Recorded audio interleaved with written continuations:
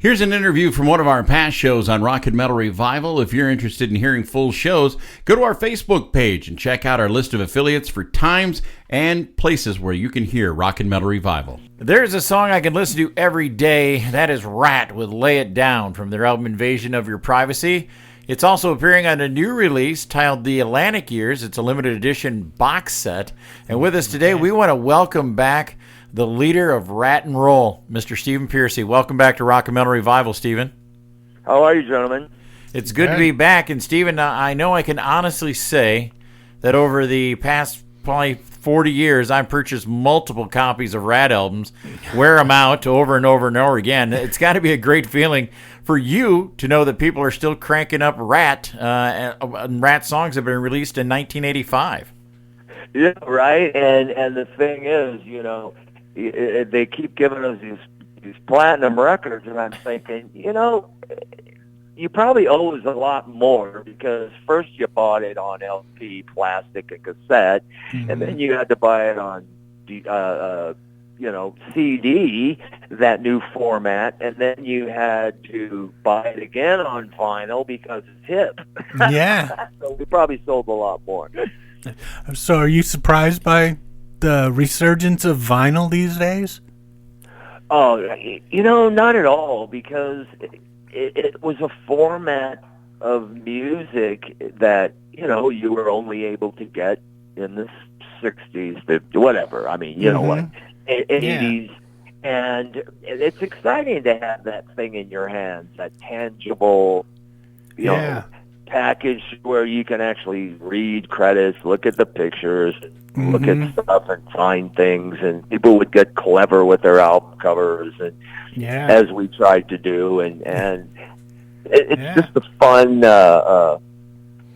format of getting your music instead of just zipping it along the internet and there's your song and next, you know, you got to hear the whole thing. You want to hear the whole thing top to bottom. You want to flip it over and get the whole thing, you know? Yeah, definitely. Stephen, I got to ask, I mean, how did a project like this come together? Was everyone involved with putting this project together from the Ratt camp? Everybody was involved, ironically enough, when it had to do with submitting this and that for the record. I mean, for the box set, but, you know, I can't get them together to reunite. So that tells you something about how dysfunctional we really are. But yeah, we all had a hand in it and gave them our 2 cents and blessing, and I've been following it all the way through from the tip top as always, and wanted to make sure that it was a great box set. It's our real first box set, and it's the OG guys, the 5 records, the 5 Ratts, and that's the way it should be. Anything after that without Robin, to me, is not Ratt, even though we gave it a good shot, you know. Yeah, totally agree on that. Now, every Friday night I turn on Metal Mayhem, and I always see some Ratt videos, and they always take me back, and they always make me laugh. Now, how did you end up getting Milton Berle in that Round and Round video? Is just hilarious. When he's got, and he's in drag and he's playing with his boobs. Yeah. Well, you know, obviously our manager, you know, was Milton's nephew. Yeah. And, you know, he had great ideas, our manager, you know, and he had a lot to do with our videos, being tongue-in-cheek, being fun, you know, not taking this shit so seriously. We never tried to, you know, be like our peers, you know. That was just not going to fly. We didn't want to do, you know, be rep like that. But anyway, we got Milty in there, and we didn't know he was just going to run with it. You know, we knew he was going to do his drag trip, you know. Yeah. What he was known for, but we didn't know he was just going to just take over the full, you know, the full shoot there. And thank God he did, because it's classic, he gave us something very classic. Yeah. You know, Stephen, over the years I've seen Ratt live many, many times, and I always thought that musically you guys were one of the best bands, if not the best band out there through the 80s, especially with that twin guitar attack of Robin and Warren. Do you feel the band was slighted anyway back in the 80s and wasn't given the musical credit it should have? Yes and no, because, since day one, we never really saw anybody as competition. It was our motto. Our motto was, we do not, give a shit about anybody. We have no competition. Our competition was ourselves. And from day one, I know the bands, we put ourselves up against anybody. We knew we were a good rock band. That's one thing, we worked hard at, was our live shows and being a live band. But I don't really know because, and we sacrificed a lot to have, how can I put it? Our own self-esteem. We sacrificed a lot. We didn't go on TV shows when it was hip. We didn't do this because it was hip. We didn't play a ballad because it was hip and the label wanted it. No. We just wanted to do things on our own terms and separate us from everybody else. And that's exactly what we did. And ironically, it's being, it's being noticed 40 years later. Nice. So that we really were on our own terms and not following trends. We sacrificed a bit though, and that's okay because, like Frank Sinatra said, I did it my way, Yeah. Yeah. Nice. Now, who played Little Steven in the Lay It Down video? And do you know anything about what happened to him? I don't know, but that's funny because years later I saw the kid and he looked to be about 15 or older, and he was a big guy. Really? He ended up turning into some big old fella, and that's the last I've known him, but I didn't know who he was. No. Stephen, I know you said earlier, and I've read this before, that this project, this box set, was as close to a reunion as we'll probably ever get. But do you see yourself ever working with Warren again on any project, let alone Ratt music? Good point, because we have unfinished business. We were writing songs. I have a song I'm going to release on my Legacy due later in the year that him and I wrote that's pretty up to par. And we went into the studio and recorded it because I wanted it recorded so bad.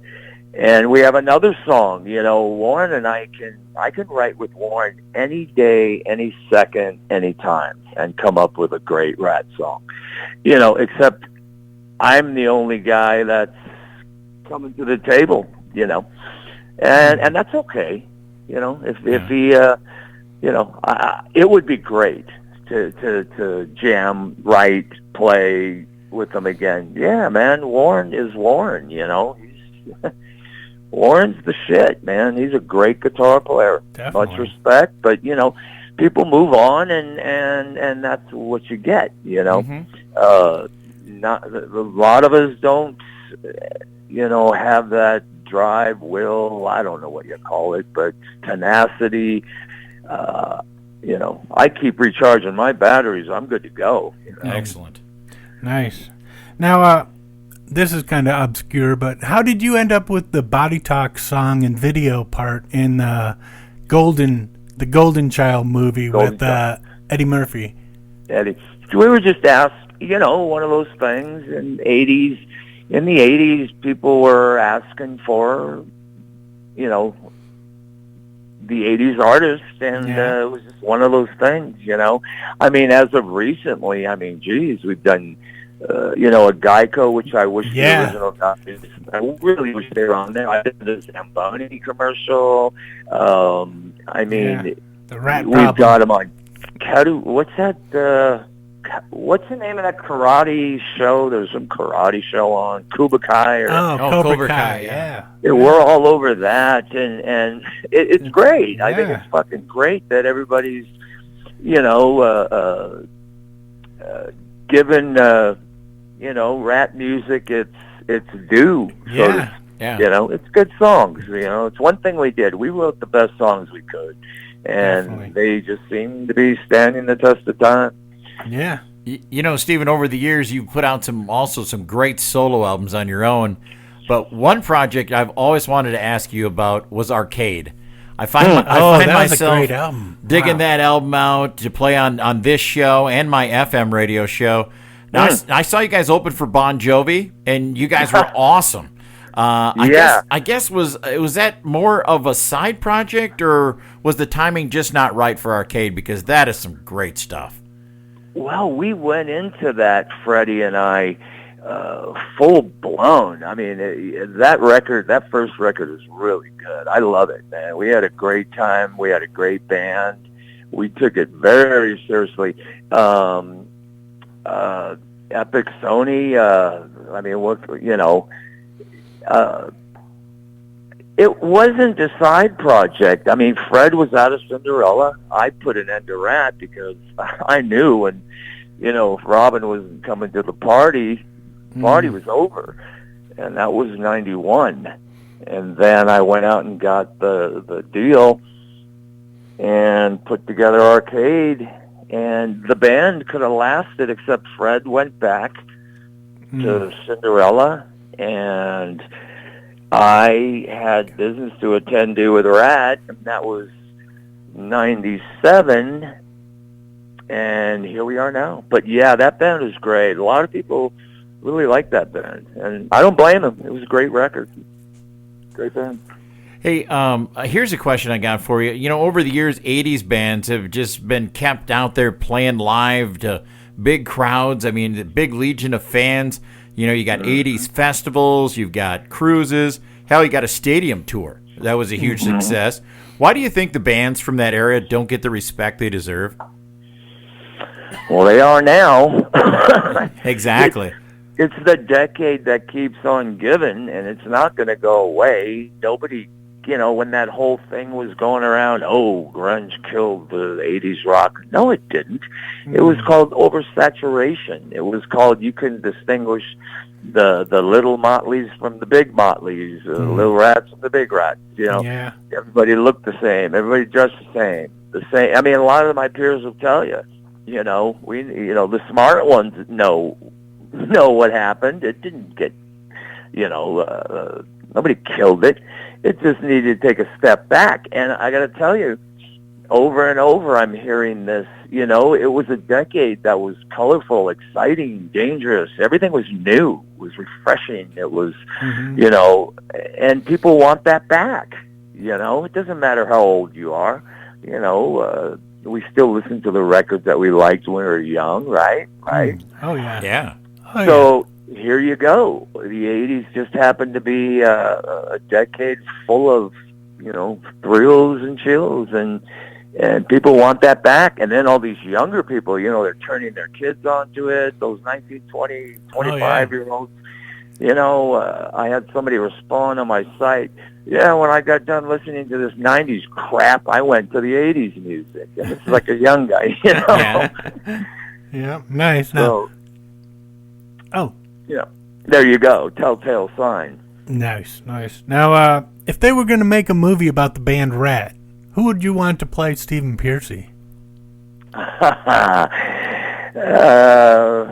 Brother Johnny Depp. Yes. Yeah, he'd probably do pretty good at that. They would do awesome. Now, Stephen. Yeah, he would. And I got to tell you, that's been in discussions for the last couple years. Ooh. And my production company we're working on it. We're working on something. That would be awesome. Ooh, that would be cool. That would be definitely cool. Now, Stephen, I know you're still out there touring this year. Will we see any new music from you solo-wise in 2023? Yes, I'm trying to get the legacy out first. That's going to be some unreleased stuff. Like I say, it'll be a song with Warren and I don't know if he's a stickler, but sorry, it's a great song. It's got to get out there. Yeah. And yes, I have so much music. All I do is write, and Eric and I pretty much finished the 6th solo record during COVID. I mean, I had so much stuff. I released a song and a video. Yeah, I'm ready to go. That 6th record is more than ready. So I hope by the end of the year. I hope it's possible. So we'll see. If not, it'll get done, because I love, my music is. It could sound like Ratt, and obviously, I co-wrote a lot of the Ratt stuff, day one, but it seems that every time I get into some of my solo stuff, people are like, yeah, well, it sounds like Ratt. And I'm like, well, it's about as close as you're going to get to it. So, yeah. let's thank each other for that. But, yeah, I'm gearing to go. I'm ready to go for this next solo record. Yeah, we were just talking about this. My last one is View at 218. And I usually do a record every couple of years, at least. Yeah. Yeah. Nice. Now, after listening to these albums, do you, is there any of them any track that sticks out that you think could have benefited from adding some cowbell? Possibly, and that would have been, let's pick what's it going to be. Bam, ba, da, da. Yeah, there you go. Right? That's awesome. Nice. Hey, Stephen, where's the best place for Ratt fans and our listeners to keep up to date with what's going on with you and what's going on with this box set? And get a copy of this. Yes, get a copy of this box set. Yeah. Go to officialstephen-pearcy.com, and there's you can pre-order the box set there. This box set's amazing. Whether they knew it or not, coincidentally, it's the 40th year anniversary of the band.